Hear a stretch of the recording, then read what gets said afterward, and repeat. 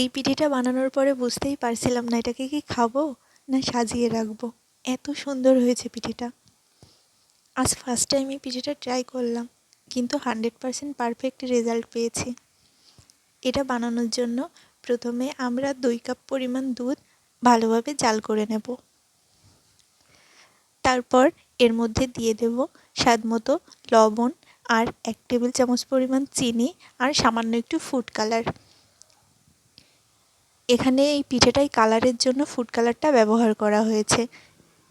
Perfect result পেতে হলে food কালারটা এখানে ব্যবহার করতে হবে। তারপর এর মধ্যে দিয়ে দেব 2 কাপ পরিমাণ চালের গুঁড়া। চালের গুঁড়োটা দিয়ে যত সময় না দুধটা শুকিয়ে যায় তত সময় জাল করে নিতে হবে। এখানে আমার দুধটা শুকিয়ে এসেছে আর চালের গুঁড়ার ডোটা পারফেক্টভাবে তৈরি করা হয়ে গেছে।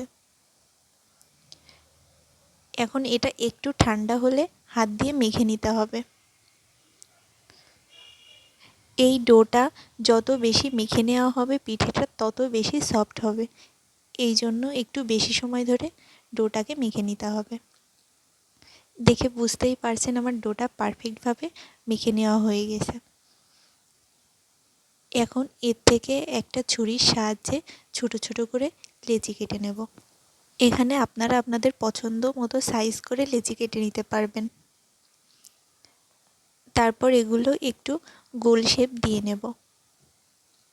তারপর একটা লেচি নিয়ে আমি এইখানে বাটির মতো শেপ দিয়ে নেব। এখানে বলার কিছু নেই, আপনাদের দেখেই বুঝে নিতে হবে কিভাবে বাটির মতো শেপ করে নিচ্ছি। এরপর এর মধ্যে আমি যে ক্ষীরটা গোল করে রেখেছিলাম সেটা দিয়ে নেব। ক্ষীরের রেসিপিটা আমি আপনাদের আর দেখালাম না। তারপর এটা একটু গোল করে নিয়ে একটা চামচের সাহায্যে এর গায়ে লম্বা লম্বা দাগ টেনে ডিজাইন করে নেব আর এর ওপরে একটা লবঙ্গ দিয়ে নেব। এটা বলে বোঝানোর মতো কিছু না, আপনাদের দেখে বুঝে নিতে হবে। তা আপনাদের বোঝার জন্য আমি আবার একটা পিঠে তৈরি করে দেখাচ্ছি। পিঠের মধ্যে পুরটা দিয়ে মুখটা বন্ধ করে একটা চামচের সাহায্যে গায়ে একটু ডিজাইন করে উপরে একটা লবঙ্গ দিয়ে নিলেই হয়ে যাবে। তারপর একটা স্ট্রেনারে তেল ব্রাশ করে এর উপর পিঠেগুলো দিয়ে দেব। পিঠেগুলো একটু ফাঁকা ফাঁকা করে দিতে হবে, না হলে পিঠেটা ভাপানোর পরে অনেকটা ফুলে যাবে। এরপর একটা রাইস কুকারে জল গরম করে এর উপর এই স্ট্রেনারটা দিয়ে দেব।